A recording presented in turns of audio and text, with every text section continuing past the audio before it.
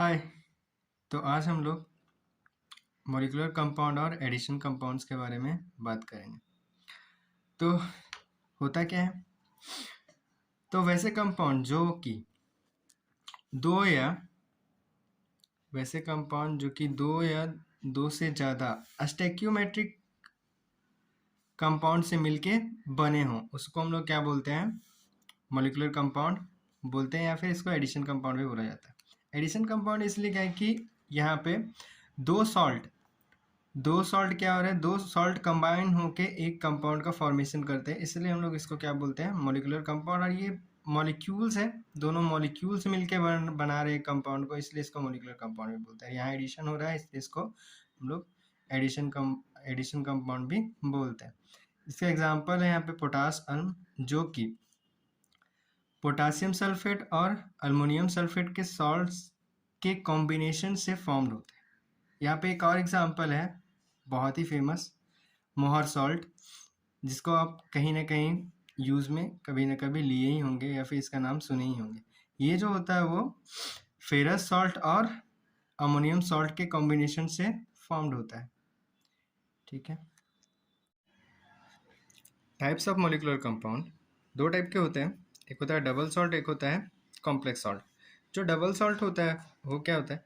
The salt that contains more than one cation and anion are known as double salt. They are obtained by combination of two different salt crystallizes in the same ionic lattice.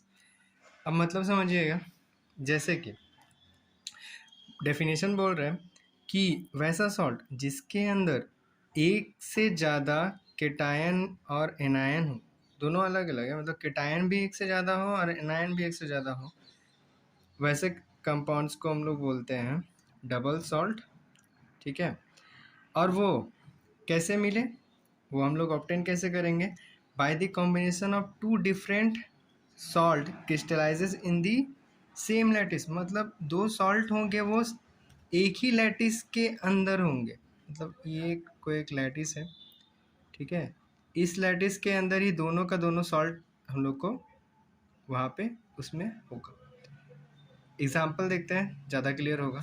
जैसे यहाँ है, पहले भी example लिए थे इसका, potash अल्म का, और एक यहाँ पे और एग्जाम्पल है रॉसेल सॉल्ट, जिसको हम लोग पोटाशियम सोडियम टार्ट्रेट भी बोलते हैं। तो हम लोग इसका एग्जाम्पल लेके यहाँ पे इसको समझने का कोशिश करते हैं। यहाँ देखते हैं, जैसे कि ये है, ये जो पोटास अल्म है ये जनरली सॉलिड ही है, ये मतलब सॉलिड है, सॉलिड फॉर्म है इसका, ये सॉलिड है। और ये जो होगा इसका क्रिस्टल होगा, तो ये जो क्रिस्टल, इसका जो क्रिस्टल बनेगा उसके अंदर क्या होगा? ये वाला सॉल्ट भी होगा, K2SO4 भी, और यहाँ Al2SO4 का होल थ्राइस भी होगा।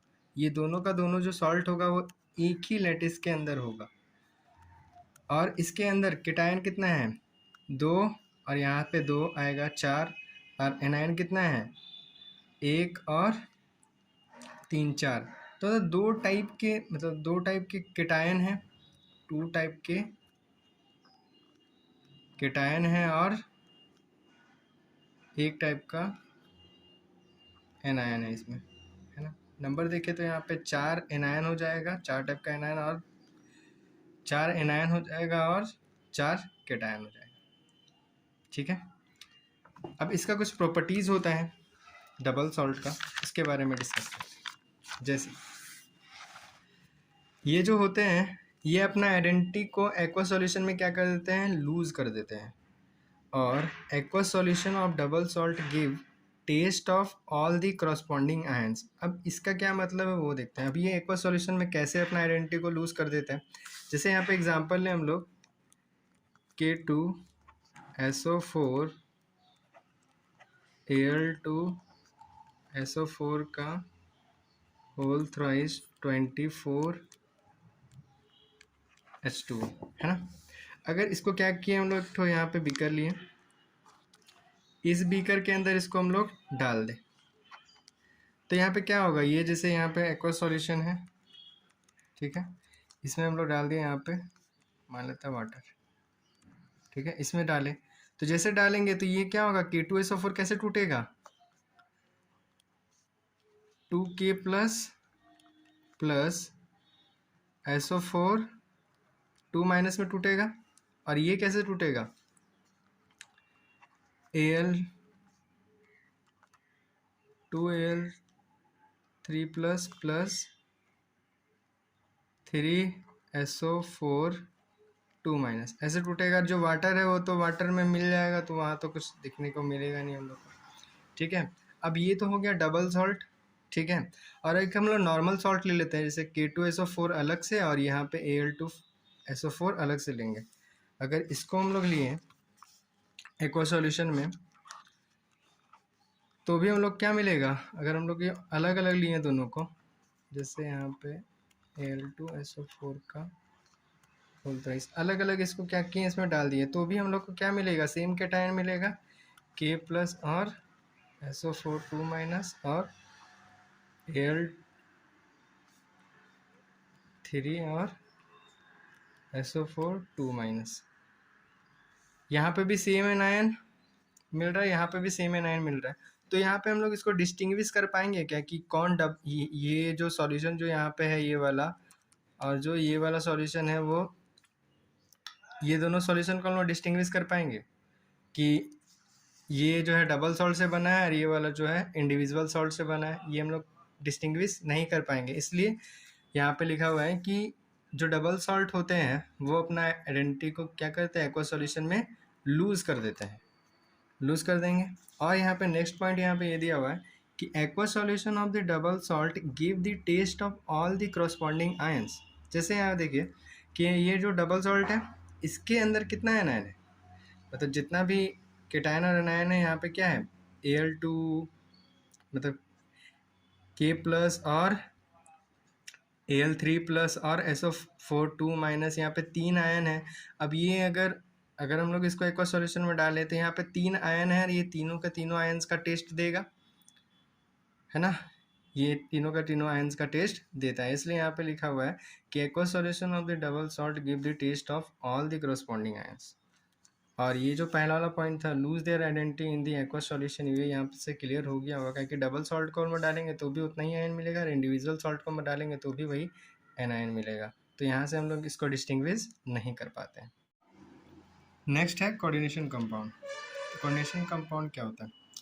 The compound produced by the combination of two or more compounds which have already independent and stable existence in certain molar ratio, in which central metal atom or ion bonded to a number of neutral molecules is called coordination compound. तो example से देखते हैं। तो यहाँ पे ये compound था, ये कंपाउंड है CuSO4, ये NH3, ठीक है,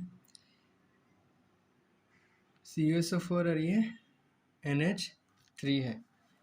ये दोनों का दोनों इंडिपेंडेंटली एग्जिस्टेबल है और स्टेबल है। ये दोनों के कॉम्बिनेशन से, ये दोनों के कॉम्बिनेशन से क्या हुआ? एक कंपाउंड का फॉर्मेशन हुआ। इसी कंपाउंड को हम लोग क्या बोलते हैं? कोऑर्डिनेशन कंपाउंड और फिर कॉम्प्लेक्स कंपाउंड। यहाँ पे कुछ देखने को मिलेगा कि यहाँ एक मेटल एटम है जिसके चारों ओर, जिससे क्या है जुड़ा हुआ है कोई मॉलिक्यूल या फिर आयंस भी हो सकता है, ठीक है, जो कि खुद में ही स्टेबल, ठीक है। तो ये इस कॉम्बिनेशन के द्वारा जो फॉर्म्ड हुआ, इस कंपाउंड को हम लोग क्या बोलते हैं? कोऑर्डिनेशन कंपाउंड, ठीक है। अब इसका कुछ कैरेक्टरिस्टिक्स होता है, जैसे कि aqua solution of coordination compounds is not give the taste of all the corresponding ion but it gives the taste of some newly formed ion। मतलब क्या बोल रहा है कि एक्वा सॉल्यूशन में अगर कोऑर्डिनेशन कंपाउंड को हम लोग डालें तो वो जितना इसके अंदर एनायन है, आयन है, मतलब आयन्स जितना भी है, उस सबका टेस्ट नहीं देगा, कुछ का देगा और कुछ न्यूली फॉर्म्ड आयन्स का टेस्ट देगा, ठीक है। तो कैसे देगा? चलिए देखते हैं एग्जाम्पल के साथ। जैसे कि यहाँ पे एग्जाम्पल लिए थे हम लोग, एग्जाम्पल लेते हैं इसका Ni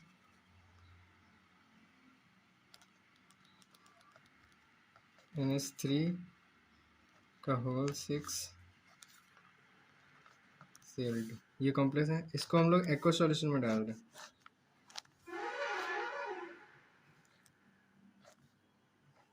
ठीक है, तो ये कैसे टूटेगा?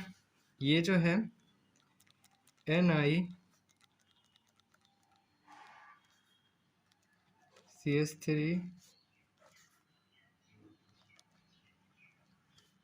यहाँ पे लिख देते हैं,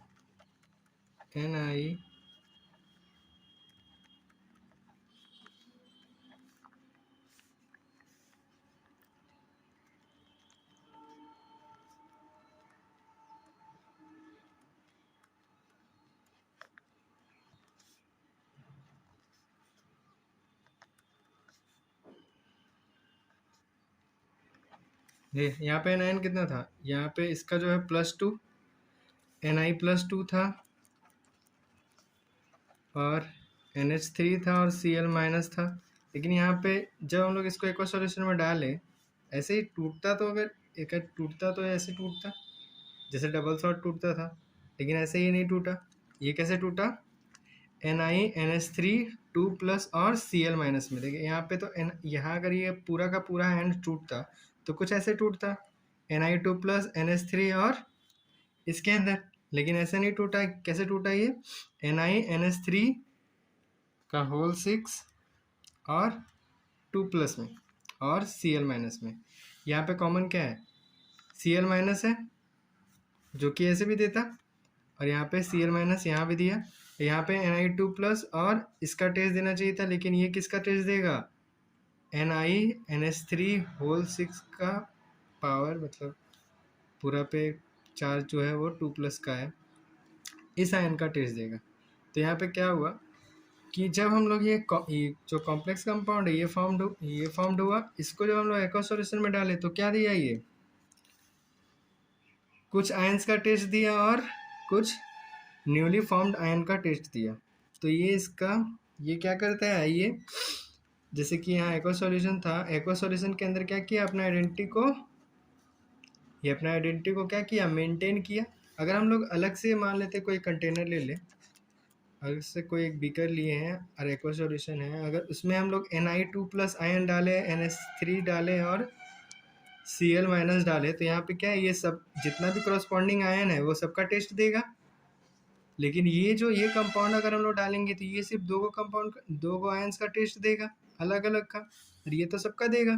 तो यहाँ से क्या कर सकते हैं हम लोग? इसको आसानी से डिस्टिंग्विश कर सकते हैं कि कौन सा कॉम्प्लेक्स कंपाउंड से बना है और कौन सा इंडिविजुअल आयन से मिलके बना हुआ है। तो ये क्या करता है? एक्वा सॉल्यूशन में अपना आइडेंटिटी को लूज नहीं करता है, ये अपना आइडेंटिटी को मेंटेन करके रखे हुए रहता है। ठीक है, एक्वा सॉल्यूशन में भी। और ये सिर्फ एक्वा सॉल्यूशन में ही नहीं करता है, ये क्रिस्टलाइन स्टेट में भी करता है, अपना मेंटेन करके रखे हुए रहता है, लिक्विड स्टेट में भी, गैसेस स्टेट में भी, और एक्वा सॉल्यूशन में तो अभी हम लोग देख ही लिए। ठीक है, तो ये था हम लोग का बेसिक टर्मिनोलॉजी। नेक्स्ट हम लोग बात करेंगे नोमेनक्लेचर ऑफ कोऑर्डिनेशन कंपाउंड के बारे में। Thank you.